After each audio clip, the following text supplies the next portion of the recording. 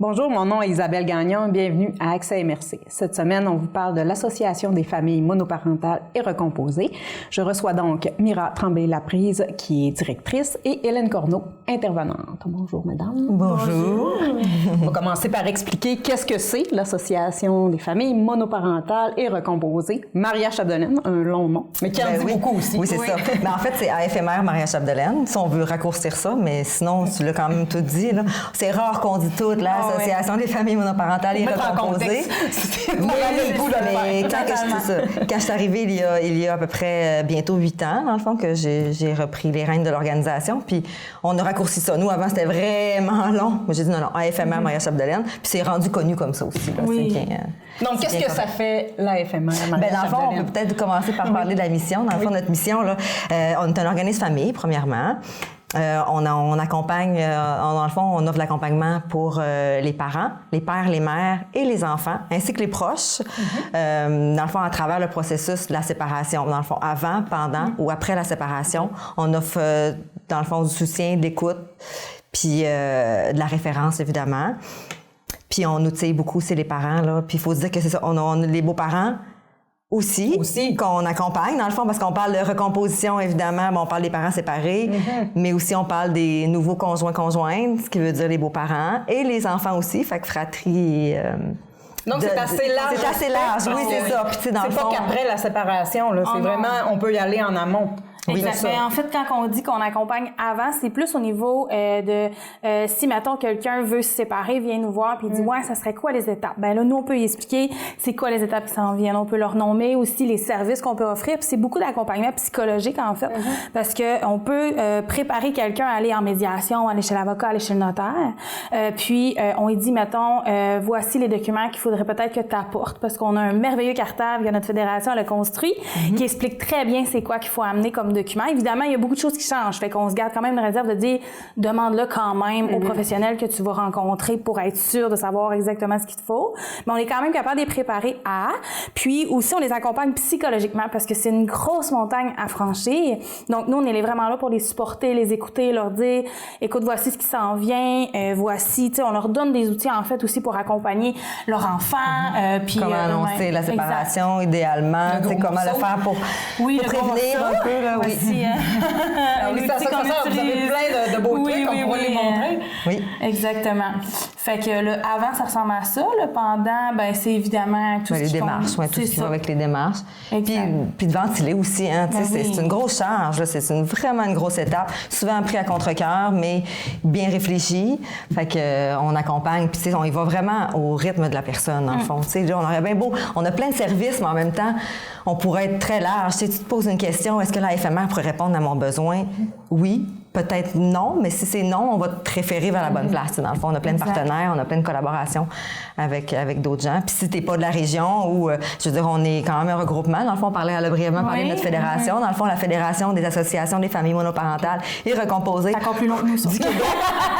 Du Québec. Fait que on est au moins une trentaine là, qui font sensiblement, là, pas exactement la même chose, mais qui œuvrent auprès des familles monoparentales et recomposées. Fait que si c'est pas dans notre région, on peut référer à nos collègues là, ailleurs au Québec. Là. Fait exact. On va se le dire, il y a quand même beaucoup de potentiel de clientèle. Ben oui. Bon, est-ce qu'on estime le nombre de familles monoparentales et recomposées, par exemple, dans la MRC de Maria Chapdelaine? Est-ce que vous savez ce genre de chiffre? C'est quand même la moitié de la population. Non, pas la moitié de la population. C'est quand même difficile, c'est fréquent.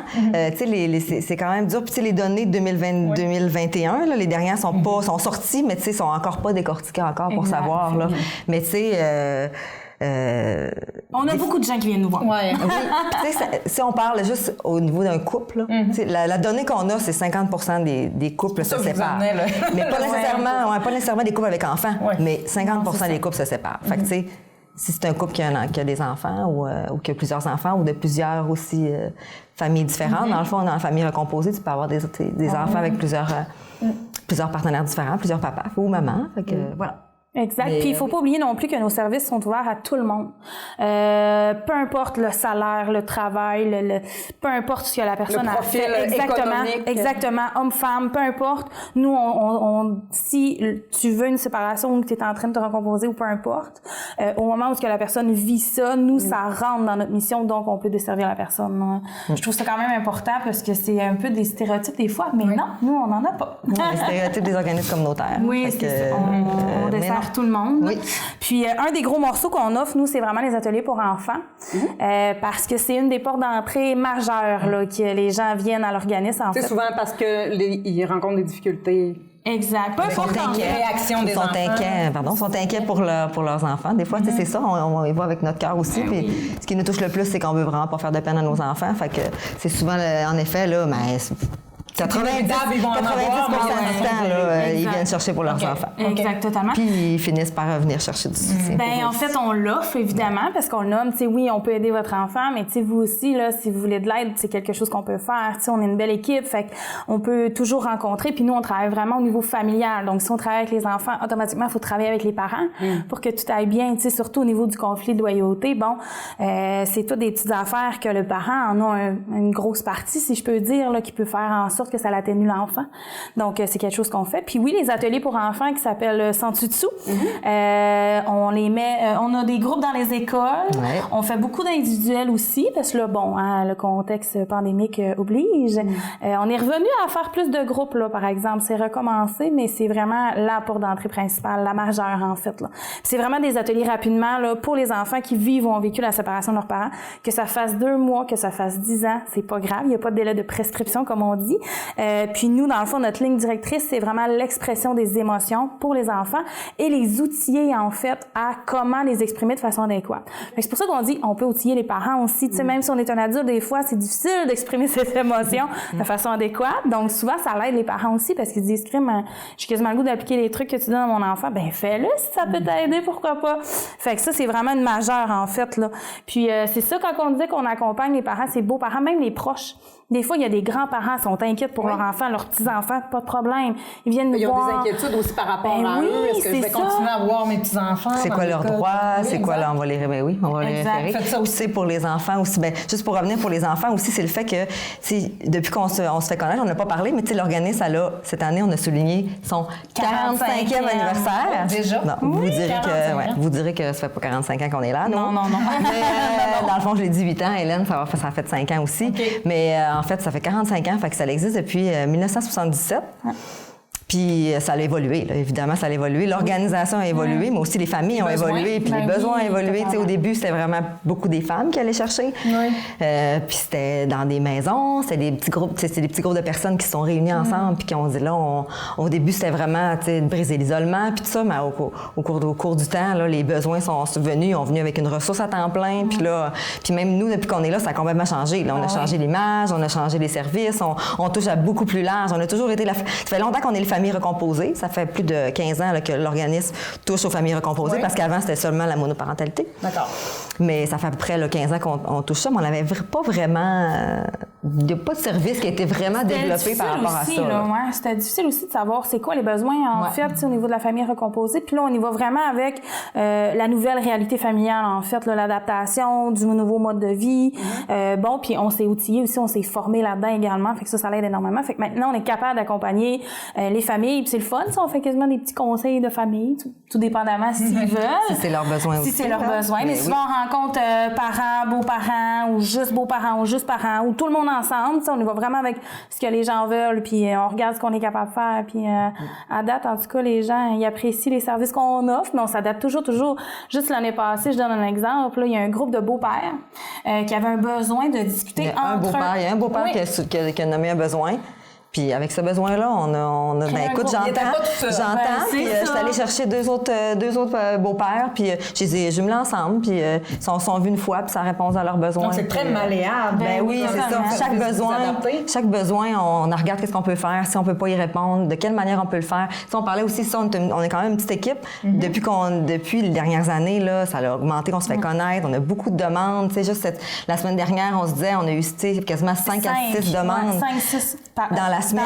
Fait que, en plus des suivis qu'on a, fait que, on a comme une liste d'attente, malheureusement. Elle n'est pas longue, par exemple. Non, elle n'est pas longue, mais c'est ça reste qu'il faut quand même. Dans le fond, actuellement, sont 2 intervenantes. Il y a moi aussi. C'est une très petite équipe. Petite équipe. Là, on est en train, d'embaucher une 3e parce qu'on a les subventions pour embaucher 3. Fait qu'à 3, là, ça roulerait bien. Moi, j'en fais aussi de l'intervention aussi, là, mais à travers toutes mes tâches de gestion, j'ai un petit peu moins de temps, mais au besoin, je vais en faire. Fait que, plus la demande elle progresse, on a de plus en plus de demandes, ben, souvent, on parlait des groupes. C'est vraiment pratique, les groupes, parce qu'on prend, mettons, 8 enfants, là. Fait que c'est 8 suivis individuels qu'on fait pas comme 8 fois 5 rencontres. Ben là, c'est pratique. Puis même, on se demande tellement de demandes que des fois, on va jumeler des écoles. On a beaucoup d'enfants, mettons, je dis à Sainte-Thérèse, ben on va attendre, on va voir si on a 2-3 enfants, mais on va les jumeler ensemble, puis on va faire un petit groupe. C'est encore là, on économise du temps, puis ça l'évite toujours de répondre, d'avoir une liste d'attente. C'est mal. On trouve ça bien de valeur d'avoir une liste d'attente, mais en même temps, on donne un service de qualité puis on veut pas faire ça à la va-vite.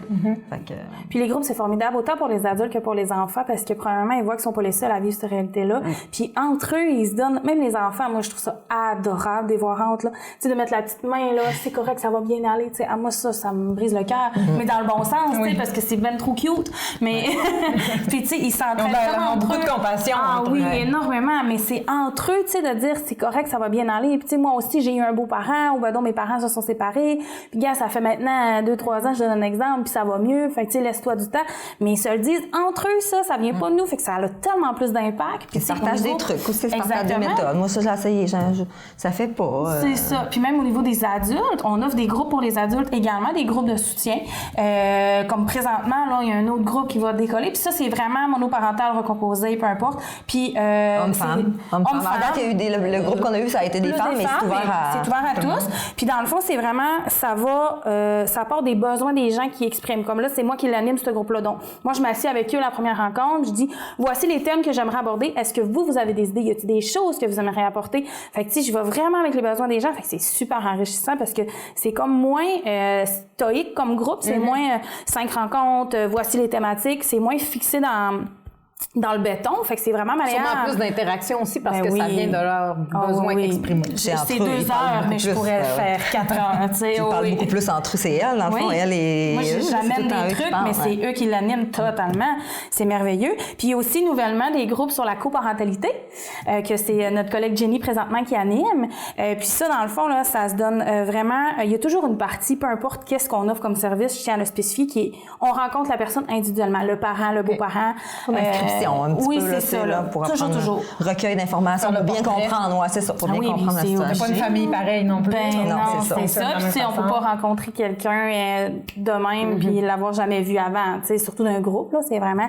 Fait qu'il y a toujours une rencontre préalable avec les parents, puis dans le fond, c'est 5 rencontres, encore là, sur la coparentalité, donc la communication, le deuil amoureux. Le deuil, c'est ça, le conflit de loyauté un peu expliqué là-dedans et tout, là, c'est vraiment génial. Puis ça, dans le fond, c'est... je donne un exemple, je suis séparée, moi je m'inscris, ben je peux en parler à mon ex-conjoint, puis si lui va s'inscrire, ben il va être dans la prochaine cohorte. Fait que comme ça, tout le monde peut avoir l'information, mais ça veut pas dire qu'ils vont être dans le même groupe parce que c'est pas nécessairement les deux coparents. Ils peuvent être les deux aussi. On n'est pas fermé à l'idée. Ils sont à l'aise, ils veulent s'inscrire ensemble, ils veulent le faire ensemble, tant mieux. Mais on sait très bien que des fois, ça crée des enjeux. Ça crée des enjeux à savoir, ben tu sais, c'est pas nécessairement un gros conflit, mais en même temps, j'aimerais ça être capable de parler comme je veux. Parce que ça va hyper bien dans le couple. Mais en même temps, dans le fond, les ateliers, ça s'appelle Être coparent pour nos enfants. Si vous voulez avoir le titre des ateliers. Il y a des cohortes qui décollent régulièrement, comme il devrait en avoir une là, ce printemps, une cohorte. Fait qu'on va faire, vous allez, dans le fond, c'est surveiller la publicité. Si vous êtes coparents, si vous êtes séparés et vous voulez travailler la coparentalité. Puis ces ateliers-là, dans le fond,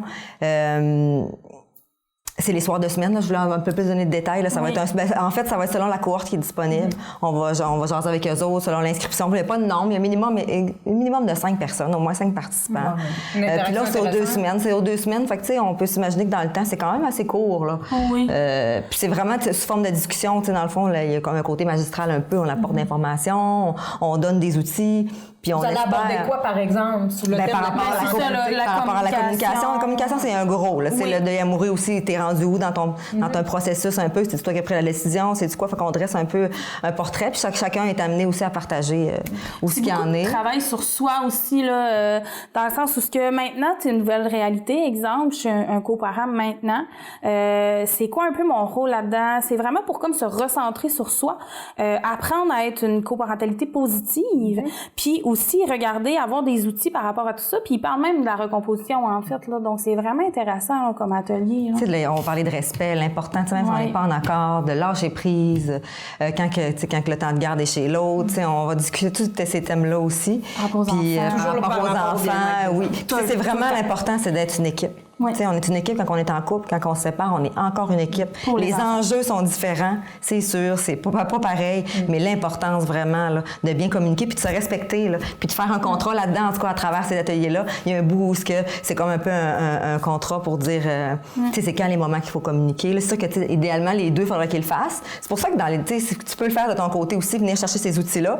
Si t'es pas à l'aise, l'autre peut le faire aussi. Puis au moins, tu auras ce petit bout de chemin-là. Puis si les deux le font, ben c'est encore mieux parce que les deux, par la suite, si par exemple, deux coparents le feraient dans deux cohortes différentes, après que les deux sont faites, on pourrait s'asseoir avec eux, dire OK, on peut rediscuter un peu des contrats et des modalités de communication qu'ils aimeraient faire ensemble, puis les aider à faciliter ça. Puis après ça, on a plein d'outils à présenter aussi. Là, fait que, c'est vraiment merveilleux ces ateliers. Ça, c'est rien. Là. On a amené un début. Vous donnez l'envie. 1/8 de ce qu'on a. Dans le fond, c'est de suivre la publicité, ça devrait sortir bientôt. Puis c'est des cohortes là, qui commencent, on ouvre une, ça commence. Puis la coparentalité, on en fait aussi en individuel. Il y a les groupes, là, mais aussi on en fait là, que par le fait même, on travaille la coparentalité, la communication, le respect de l'autre. Toujours. On le fait déjà. On a parlé beaucoup des enfants. Oui. C'est du matériel vraiment pour les enfants, mais quand on parle de groupe ou qu'on parle de travail individuel, est-ce que ça s'adresse, j'imagine que ça s'adresse aussi aux adolescents, aux enfants qui vivent aussi ça un peu plus vieux. Totalement. Mais dans le fond, nos ateliers qu'on offre pour les enfants, on les adapte pour les adolescents. Au lieu de faire des jeux, parce que les ateliers pour enfants, je ne vais pas trop en dire, parce que si jamais il y a un enfant qui participe aux ateliers puis qui regarde l'émission, je veux pas qu'il sache tout ce qu'on dit, c'est des surprises. Parce que dans le fond, nous, ça nous permet d'attirer l'enfant toujours à revenir dans nos ateliers. Ça, c'est un travail que nous, on fait. Mais au niveau des adolescents, en fait, c'est pas mal les mêmes sujets. Bien, pas mal. C'est les mêmes sujets, sauf qu'ils sont adaptés à leur âge. J'ai des ados de 13 ans qui veulent les faire, mes jeux. Parfait, j'ai fait avec eux. Mais j'en ai qu'ils veulent rien savoir, puis c'est bien correct. Mais je le fais, mais sous forme de discussion, en fait. Fait que c'est merveilleux parce qu'en plus des adolescents, souvent, ça a pas souvent, ça a une maturité, ça a une intelligence émotionnelle aussi que les enfants, ils n'ont pas encore développé. Fait qu'on est capable d'aller plus en profondeur, puis c'est génial pour ça. Puis on en a des ados hommes, garçons, filles, vraiment là, de tous les âges. Là, puis c'est vraiment le fun. Puis on en a de plus en plus, en fait. Des fois, on a des fratries, c'est ça. Des fois, on a les ados, on a les plus petits aussi. Puis on n'a pas parlé de l'âge tantôt, là, j'en profite pour parler.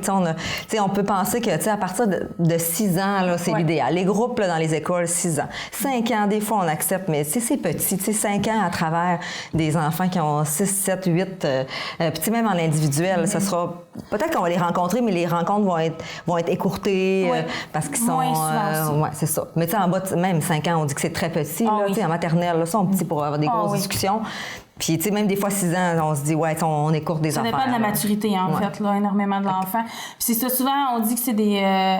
J'ai juste one shot en tête, mais vous comprenez, là, une fois, une rencontre. Une rencontre, parce que souvent, à cet âge-là, en plus, ils vivent quelque chose sur le coup, c'est super impulsif, puis c'est normal, c'est le développement psychologique de l'enfant normal à cet âge-là. Fait qu'on les rencontre une fois, ils nous sortent ce qu'ils vivent, on leur donne des petits trucs, on parle un peu, puis c'est réglé, tu sais. Au besoin, j'imagine. Exact. Oui, on accompagne les parents, dans le fond. Dans le fond, ce qu'on va dire, c'est que écoutez, venez nous rencontrer, puis nous, on va vous donner des petits outils là, pour mieux comprendre ce que votre enfant vit, parce que, il y a la séparation, mais il y a le développement de l'enfant aussi. Fait que, des fois, il y a des colères que, oui, c'est vrai que c'est contextuel à la séparation ou une nouvelle recomposition ou des nouveaux changements, mais des fois, ça fait partie du développement. Fait que, dans le fond, c'est de l'accompagnement. Puis des fois, on va les référer aussi dans des ateliers qui existent ailleurs. Fait que... Exact. Mais oui, on fait des ados, puis c'est un dada, en fait. Là. Personnellement, j'adore travailler avec les adolescents. C'est vraiment le fun. C'est un univers à part. Là. Fait que c'est vraiment génial. Fait que tu sais, un parent, juste pour dire, on a parlé des enfants, mais tu sais, un parent qui arrive, puis dans le fond, on l'accueille où ce qui est rendu, quel est son besoin. Tu sais, souvent, c'est téléphonique, parce que c'est rare que quelqu'un se pointe au bureau. C'est quand même plutôt très rare. Fait que les gens, ça arrive. Mais les gens vont téléphoner, ils vont dire, bon, ben, j'y explique leur situation, j'aimerais rencontrer quelqu'un. Parfait. Fait qu'une première rencontre se fait. Puis avec discussion, ben là, ils nous nomment le besoin, mais comment on peut t'accompagner? C'est-tu juste aujourd'hui? Écoute, j'ai besoin de références juridiques. Ben écoute, voilà, je te remets les différents avocats du secteur, la médiation familiale de notre secteur. Tiens, choisis, fais tes démarches, puis des fois, c'est une fois, tu sais. Exact. Puis au niveau de l'information juridique, tu sais, il y a certaines choses de base qu'on retrouve sur les sites Internet que nous, on est capable de guider aussi la personne là-dedans. Tu sais, les lois qu'on retrouve sur les sites Internet, justement, qu'on a accès, monsieur, madame, tout le monde, ben nous, on les connaît par cœur maintenant.